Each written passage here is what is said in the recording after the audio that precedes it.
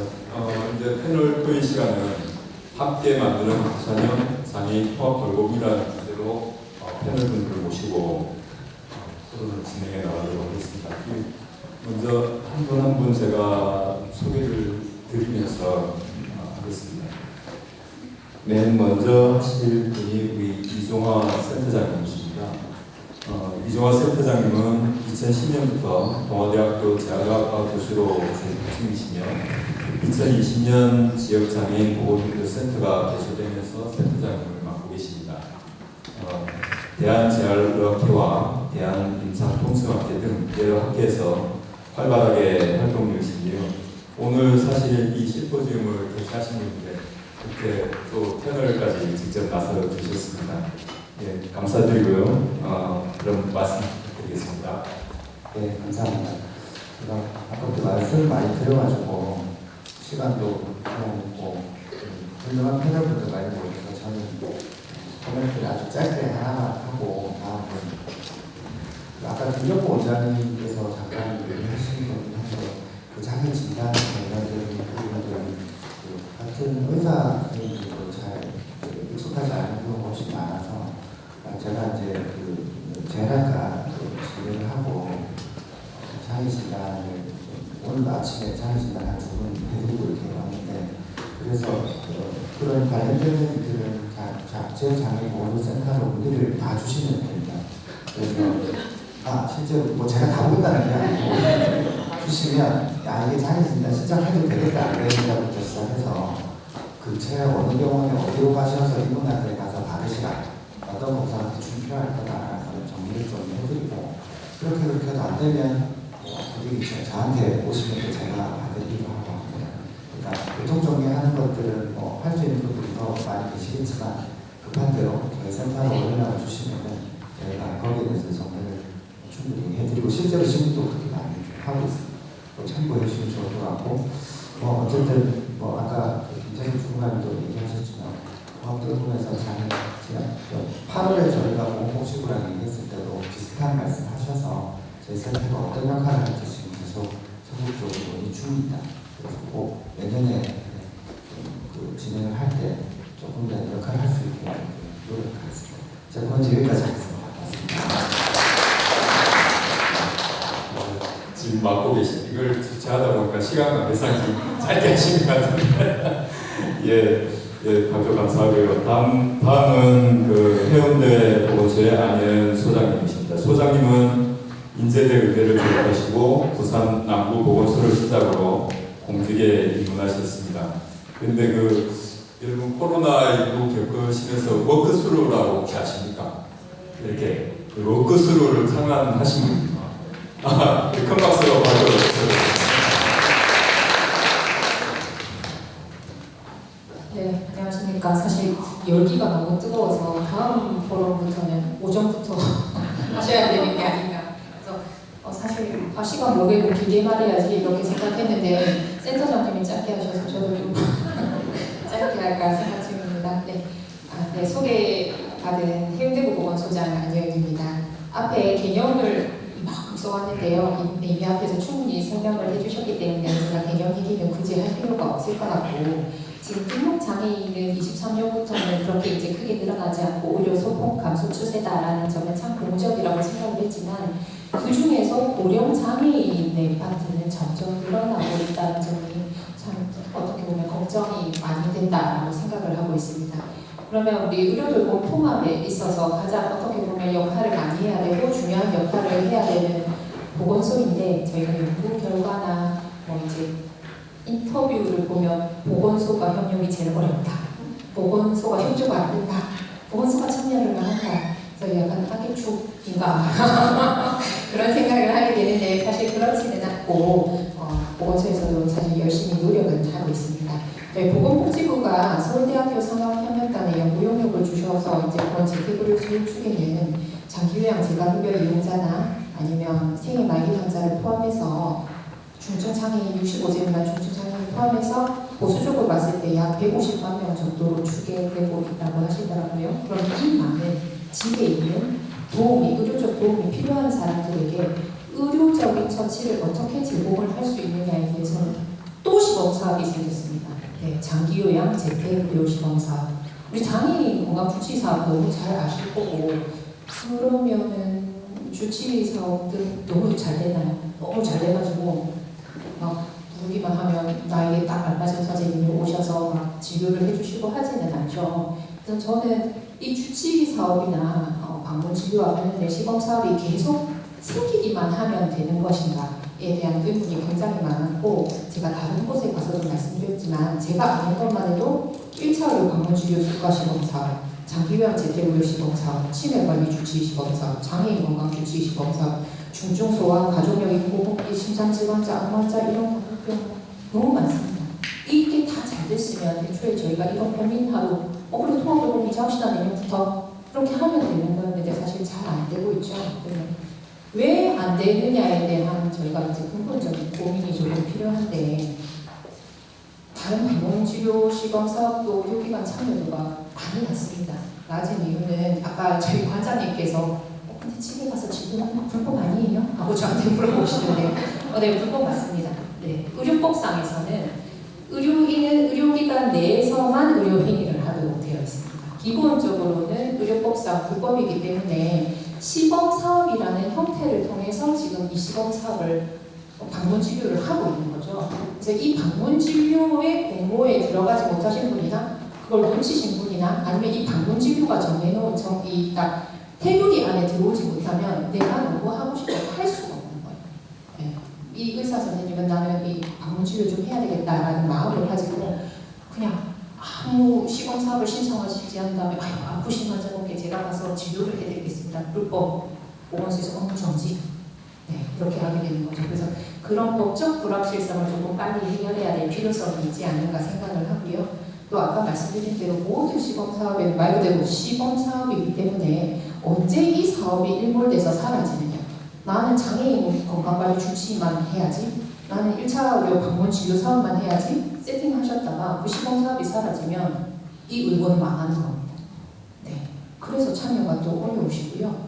항상 저희가 의사 선생님한테 왜 참여 안 하세요? 수가가 좀 비용이요. 환자분한테 왜 이거 방문 치료 대상자 되신데 안 받으세요? 비용이요. 비용이 뭐 어쨌다는 거지? 물어보면 환자분 비용이 너무 비싸다고 느끼세요.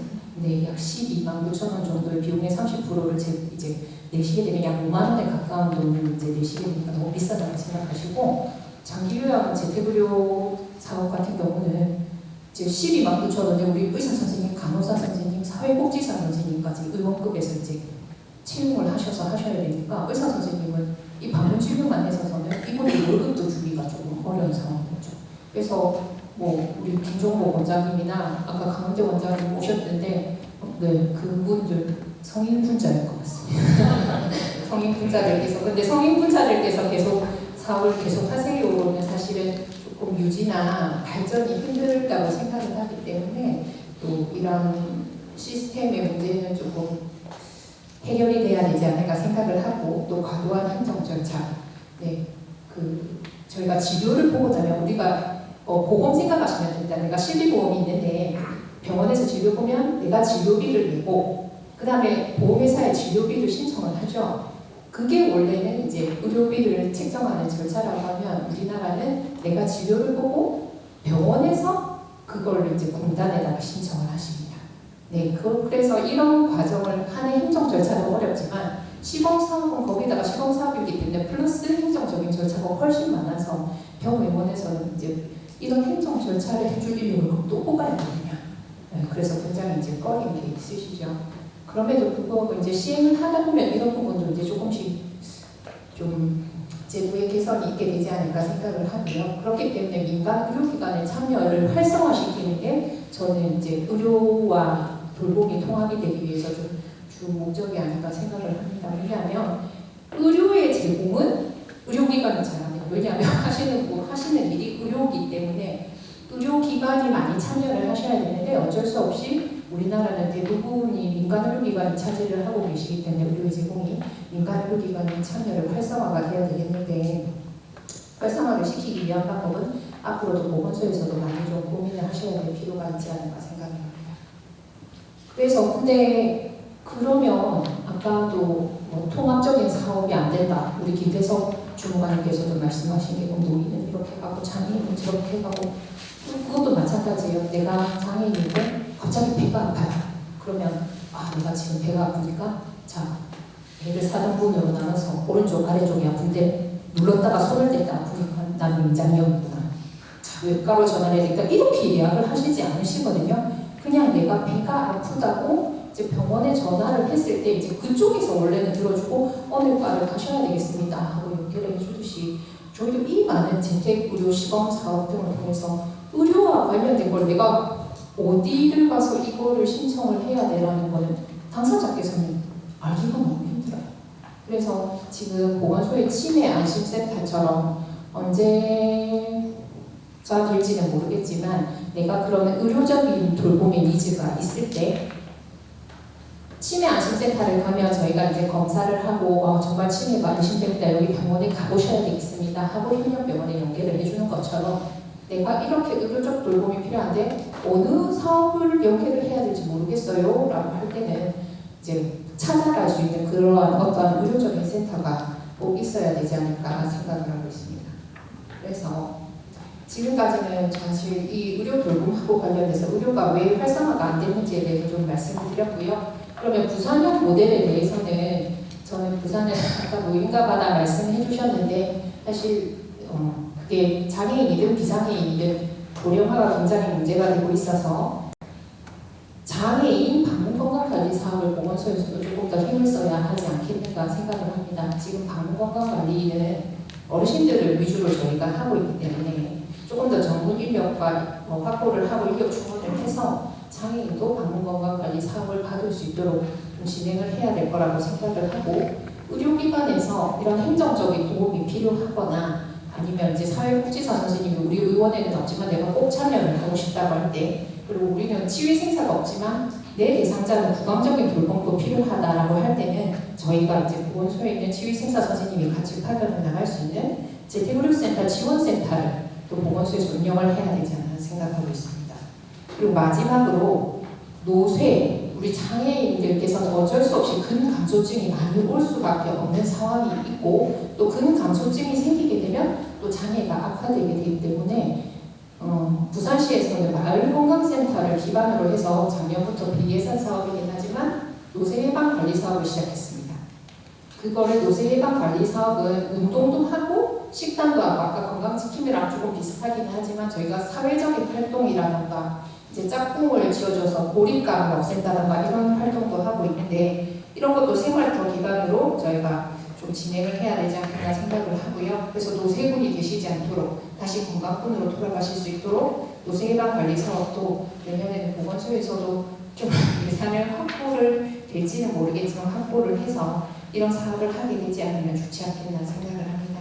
네, 앞으로 악의축이 아니고 차근차근 준비해서 내가 사랑하는, 내가 살던 곳에서 다 같이 건강하게 지내실 수 있도록 돕는데도 보건소에서도 많이 노력하도록 하겠습니다. 감사합니다. 네, 왜 통합돌봄이 이렇게 어려운가 이론과 실제에 대해서 이렇게 말씀을 해주셨는데 의사는 수가, 환자는 비용, 그래서 그 방법으로 민간으로 활성화를 제시를 하셨는데 아주 현실감 있게 말씀 잘 해주신 것 같습니다.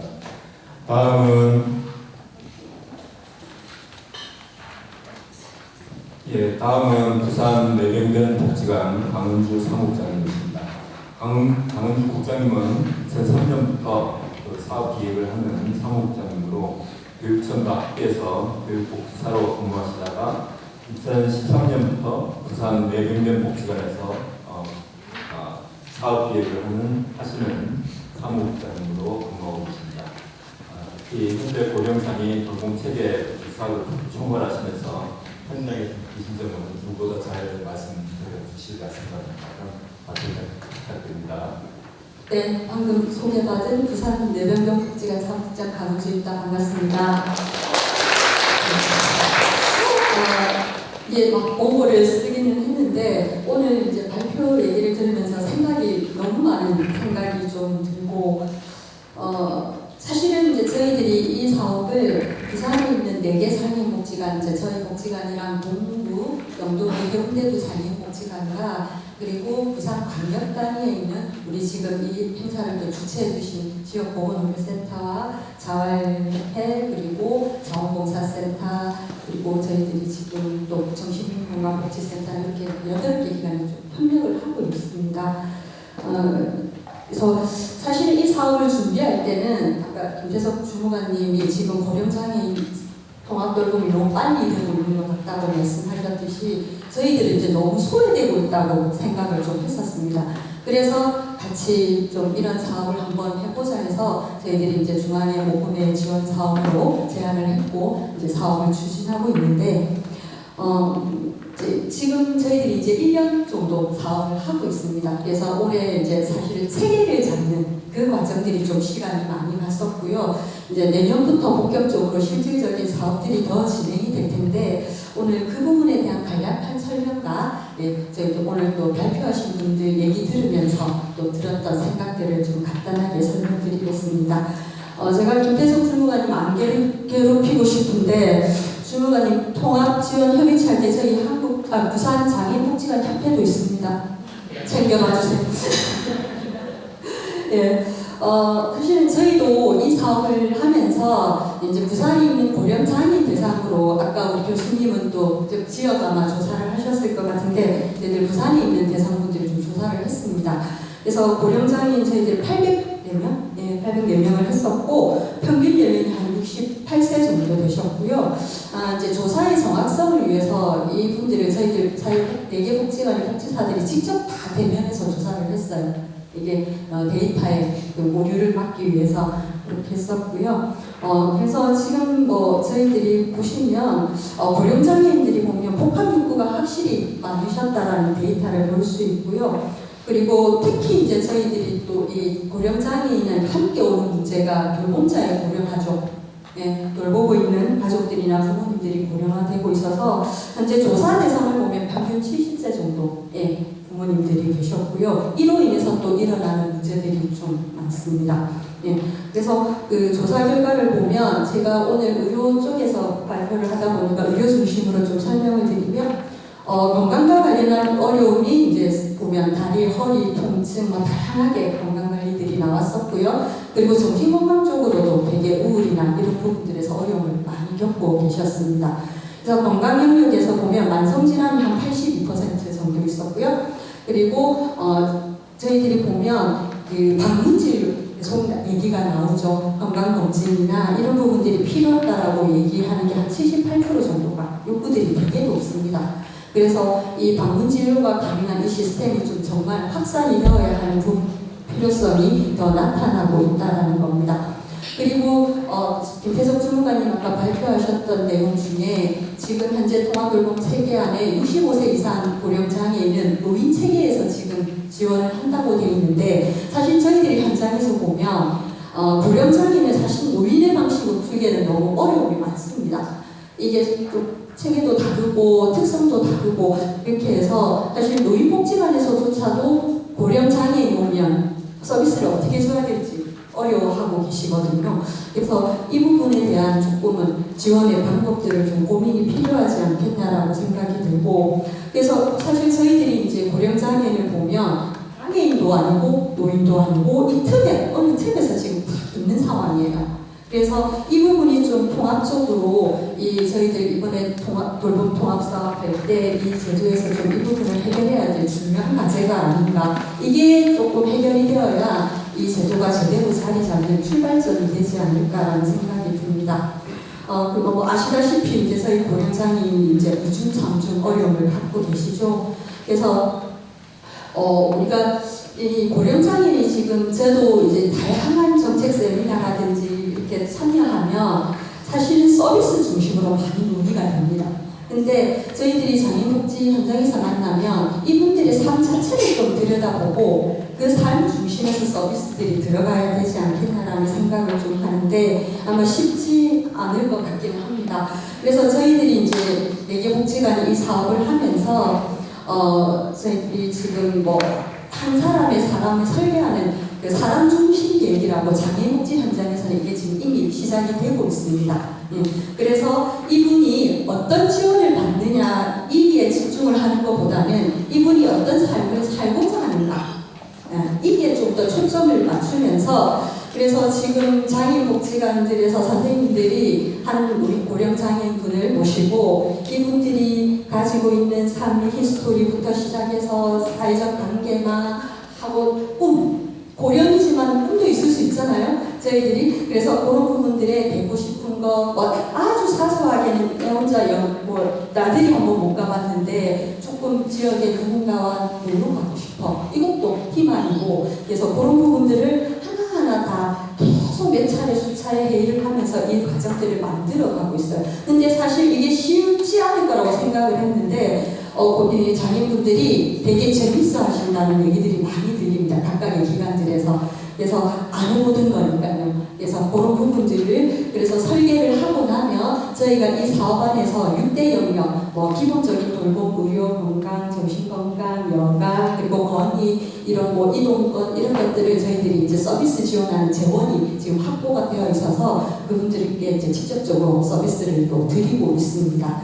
그래서 사례 중에 저희 그냥 간단하게 설명을 드리면 사실은 저희 지역에서 정말 모든 복지관과 동구 다 개입이 됐었는데 거의 포기한 사례까지 간 사례가 있는데 사실 저희 복지관도 도저히 안 돼서 좀 그냥 기본적인 서비스만 주고 이렇게 있다가 이 고령장애인 사업을 하면서 다시 용기를 갖고 시작을 했어요. 그래서 집안 정리 전혀 안 되는 이제 그런 거 있고 그래서 그런 부분들을 저희들이 이제 하면서 이분한테 청소 사례가도 한 일주일 지나면 바로 다시 돌아가고 이런 사례였거든요. 그런데 이분이 뭘 하고 싶냐고 이제 저희들이 묻기 시작했죠. 그랬더니 책을 내고 싶고 사람들과 책 모임을 하고 싶고 이런 분이 있는 거죠. 그러면 이 모임을 하려면 뭐가 필요할까요? 집에서 하고 싶대요. 정리가 필요하겠죠. 그런 형태로 이제 접근을 하고 하는데 쉽지는 않지만 계속 그 노력들을 하고 있습니다.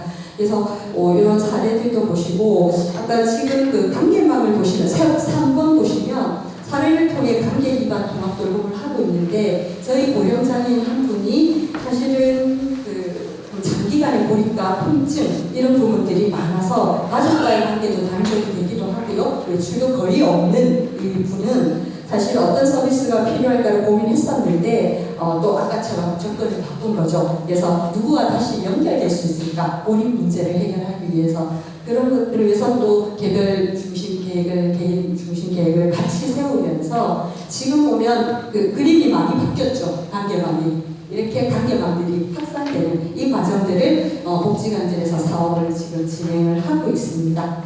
그리고 이제 저희들이 그 의료돌봄 이 부분이 제일 참 중요했는데 지금 저희 아까 컨소시엄 사업안에 부산 지역 장애인 고려의료센터가 들어오면서 지금 제일 그 만족도가 되게 높은 사업이에요. 그래서 오늘 이 자리를 빌어서 너무 감사 인사도 드리고 싶고 4개 복지관이 공통으로 저희들이 사실은 우리 고령장애인들이 병원에 이게 분명히 아픈데 안 가라하세요.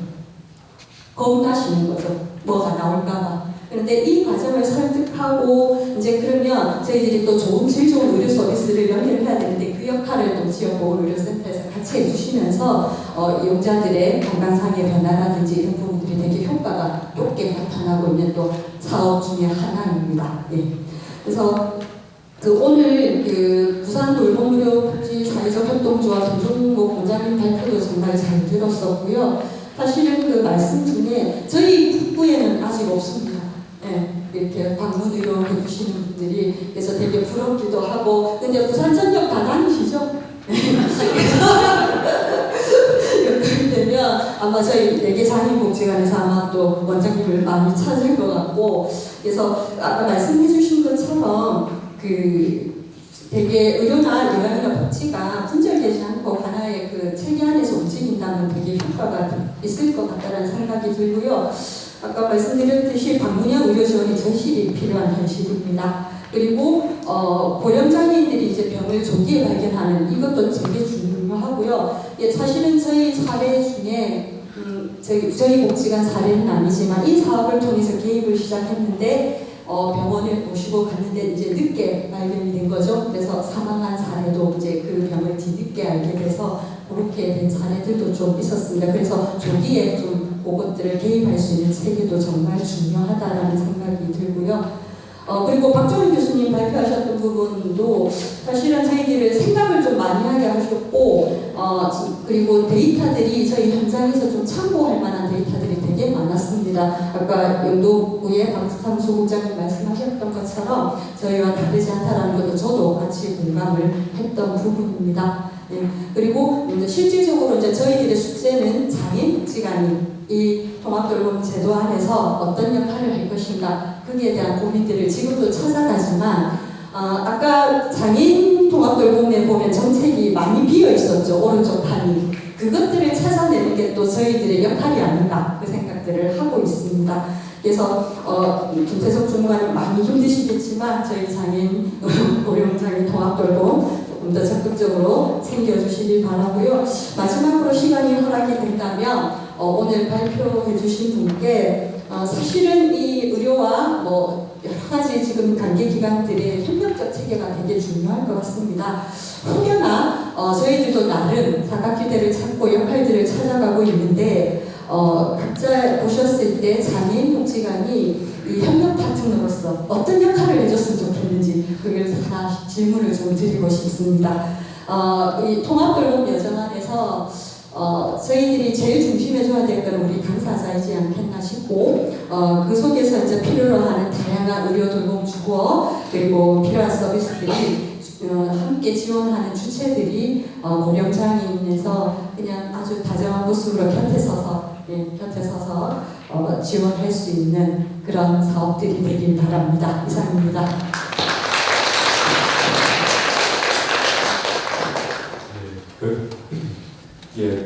지금까지는 그 지원하는 사람 입장에서 이렇게 뭘 하고 했는데, 당사자 입장에서 당사자가 가장 필요한 게 뭔가라는 데서 출발을 해야 된다.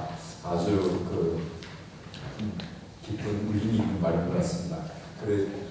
지금부터 이제는 이 돌봄이라는 게 패러다임이 변화된 것 같습니다.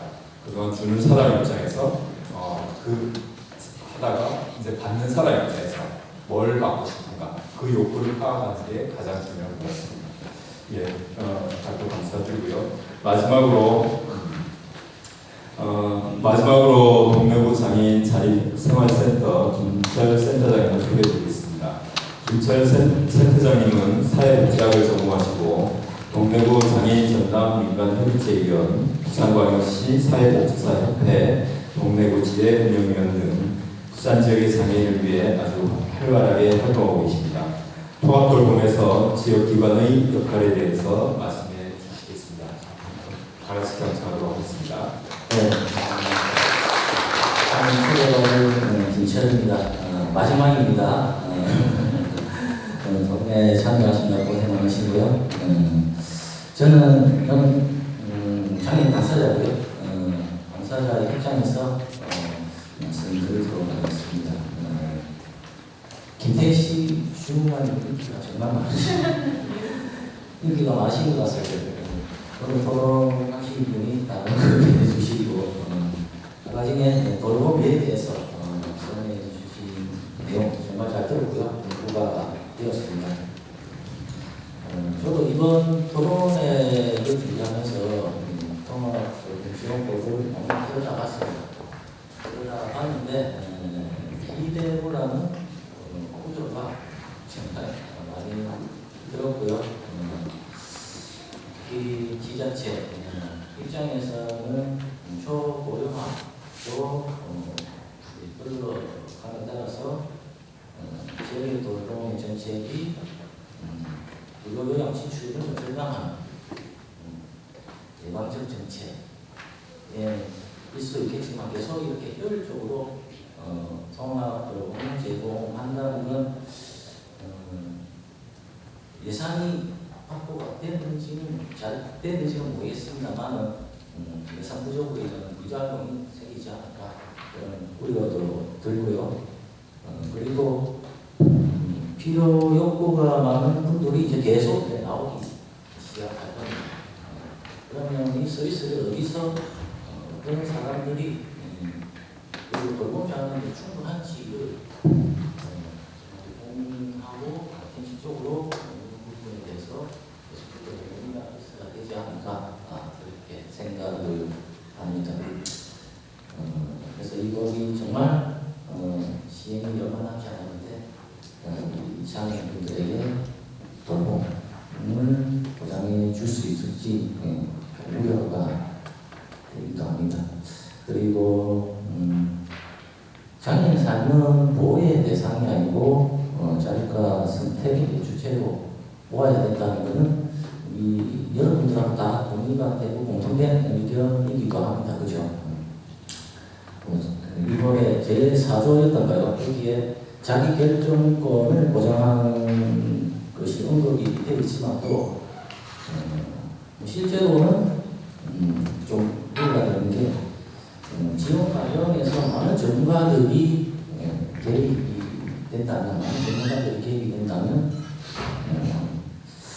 사회결정의 장애인의 선택권이 좀 축소되지 않을까라고 하는 또 우려가 들고요. 이런 부분에서도 많은 고민이 필요하지 않을까 그렇게 생각을 합니다. 또 그리고 주제 발표를 해주신 우리 박종원 교수님께서 표준화 모델 구축에 어려움이 많다고 아까 전에 이야기를 하셨는데 장애인의 삶은 다양합니다. 그죠? 장애인의 삶은 다양한데 그래서 이렇게 표준화 모델을 계속적으로 이렇게 구축을 하다 보면 다양성이 좀 소멸되는 그런 부작용도 생기지 않을까. 그런 부분에서도 다음에 고민을 해봐야 되지 않을까 그렇게 생각을 해봅니다.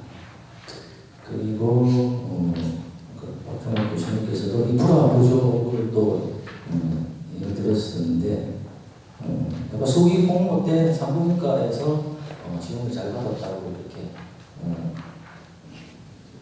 이야기를 하셨는데 장애인 신화 산부인과가 부산에 한 군데 있죠. 개근에 부산대 백병이 한 군데 있고 장애인 신화 건강검진기관도 제가 보면 4군데 그죠. 4군데 있고 그 다음에 발달장애 거점 경우도 한 군데 한 군데 동종학교입니다. 그렇게 한 군데 있고 이건 정말 필요한 의료 기관들이 많은데 너무 작다는 것도 많이 신속하게 좀 많이 좀 늘어나는 바람이 있습니다. 정말 잘 됐으면 좋겠습니다. 그리고 장애 특성의 요구에 기반해야 된다는 이 부분도 공통된 의견이기도 하고요. 대상자를 장애 포괄해서 아까도 언급을 하셨지만도 전체 장애를 포괄해서 해주셔야 될 것 같고 그리고 이 법 자체가 노인을 처음에 이제 노인의 대상으로 세팅된 법이라서 이렇게 한 번씩 이렇게 검색을 한번 해봤습니다. 보니까 다 노인을 위한 홍보 자료밖에 없더라고요. 내 앞에 노인분들이 나와서 그렇게 하면 좋다 그리고 누가 지원해준다 하는 다였던 것 같습니다.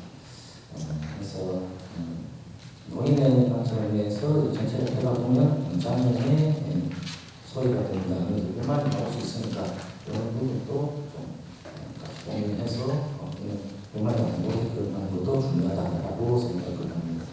그리고 장애인 보호도 언급을 하셨죠.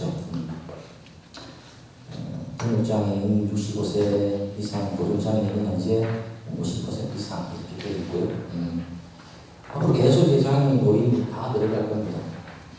그래서 장애인 특성에 고려해서 정책을 내주셔야 될 것 같고, 그리고 조기노화, 그리고 그 발달장애인, 발달장애인분들은 또 장애인분보다 더 빨리 조기노화를 받게 되니까 저도 장애 특성에 맞춰서 지원을 해줘야 되는 게 필요한 것 같고요.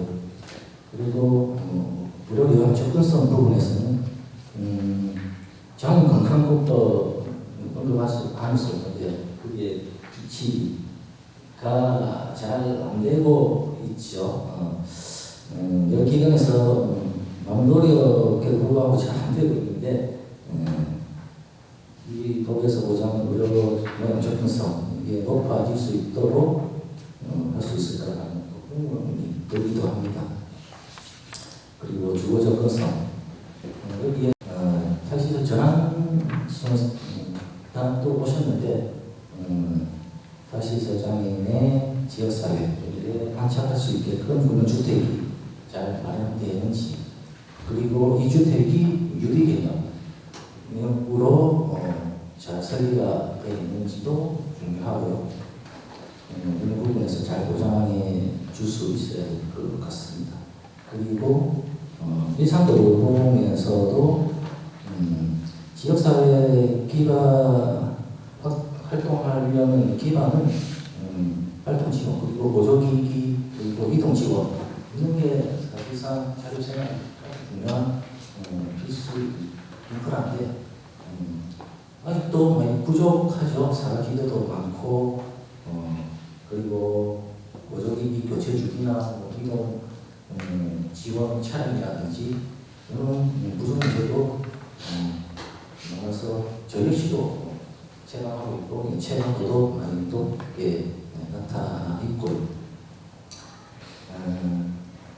그리고 이런 정책이 현장에서 잘 작동이 되려면 토론회 이런 의견들이 많이 모아지고 김태섭 주무관님 잘 반영해서 만들어 주시면 감사하겠습니다. 저희도 많이 고민해서 이런 자리가 있다면 나와서 말씀을 해드리고 공부도 보겠습니다. 그리고 저희는 장애인 자립생활센터고요. 장애인 자립생활센터에서 통합돌봄 이름으로는 지원을 안 하시고도 자기에 필요한 사례관리는 계속 오랫도록 하고 있습니다. 또 마찬가지겠지만 그죠. 한 사례를 소개시켜 드리도록 하겠습니다. 이 사례는 여성이고요.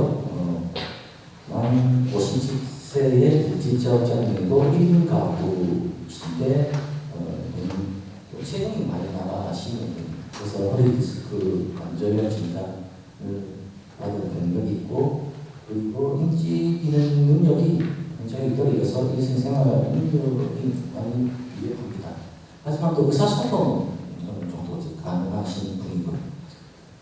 그래서 이 사진을 우리 사례관리 담당하시는 분이 집을 이제 방문해서 담당하려고 갔었는데 충격을 받았다고 합니다. 집에 들어갈 수가 쓰레기를 뒤집고 들어가고 그 악취 이런 부분 때문에 정말 충격을 받았는데 근데 그분이 거기서 이제 살고 계셨다고 하더라고요. 그래서 여러 관련된 지원을 해드렸는데 첫 번째 빨리 집을 이제 치워드렸고요. 그 다음에 정말 돌봄 누군가가 옆에서 주시하면서 24시간 주시하면서 돌봐야 되는데 활동지원 서비스를 이용을 하고 있더라고요.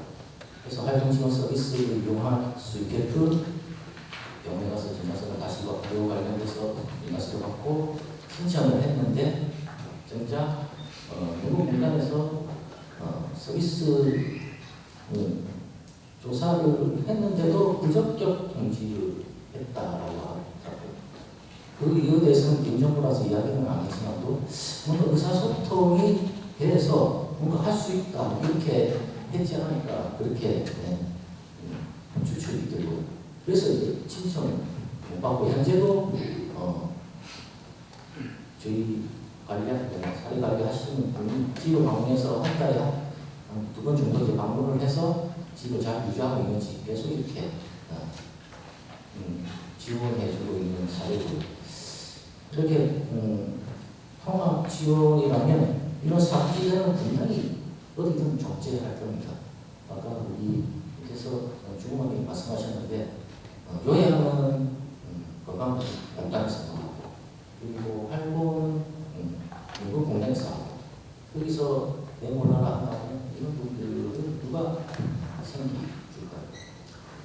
그래서 이런 관리 기관도 정말 이렇게 미완화된 걸 이루어내서 쉽지는 않겠지만 그죠? 사각 시대가 그렇게끔 잘 발굴해서 지원이 필요하지 않을까 그렇게 생각을 해봅니다. 그리고 두 번째 사례는 이거는 파시설에서 몇년 수년 전에 파시설에서 저희가 마련한 주택에서 살고 계시다가 주택에서 다시 지역 사회로 생활하신 여린병 장애인분인데 여린병 장애인들 특징이 것이 갑자기 안 좋아지는 경우가 많습니다. 갑자기 안 좋아져서 지팡이 짚고 다녔었는데 지팡이도 지금 못 짚고 침대에서 일어나는 것조차 이제 원하는 지경까지 되시갖고 그러니까 뿐만 아니라 재활보조기 업체 이야기를 해서 리프트를 바로 이제 구입을 하시게끔 도와드리고 그래서 명확한 환경에 놓은 분들이 정말 많습니다.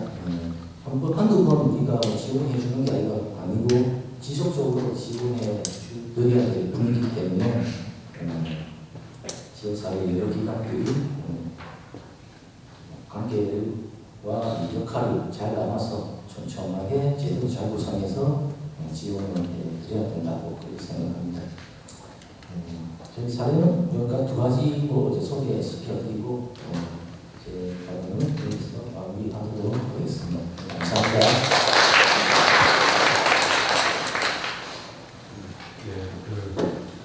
장애인은 돌봄의 대상이 아니라 자기 선택을 존중받는 개인이어야 한다. 이 말이 좀 느낌이 있는 것 같습니다. 우리 센터장님께서는 본인이 이렇게 실천을 하면서 또 당사자 입장에서 이렇게 말씀을 잘 해주신 것 같습니다. 이제 긴 시간 이렇게 많이 남았는데요. 제가 이걸 자료를 읽으면서 두 가지 단어가 떠올랐습니다. 그 천사와 존경이라는 단어가 떠올랐는데, 천사를 생각하면 옛날에 우리 어렸을 때 생각하면 뭐 날개 달린 아주 해맑은 얼굴을 한 그런 사람인데, 이제 보니까 그게 아니라 그런 생각이 나더라고요. 이 길을 갈 때 쓰러져 있는 사람이 있으면 아주 극소수의 사람은 그 사람을 짓밟고 가는 사람이 있더라고요. 그 대부분의 사람들이 그냥 모른 척하고 걸어갑니다. 그런데 또 극소수의 사람들이 자기의 손해를 감수하면서 그분들의 손을 잡아줍니다. 그분들이 바로 천사가 아닐까 생각합니다. 오늘 여기 모인 분들이 발표해 주시고 그리고 경제해 주신 모든 분들이 천사가 아닐까 싶습니다. 그리고 또 존경이라는 말도 떠올랐는데, 존경이라는 게 사람으로서는 정말 저게 하는 게 마땅하다. 그렇지만 나는 못해. 그런데 그걸 누가 하고 있어. 그런 분들을 우리가 존경하는 거 아닌가 싶습니다. 네, 참 오늘 발표하신 분들 전부 다 존경스럽고 그렇습니다. 오늘 긴 장시간 고생 많은데 감사합니다.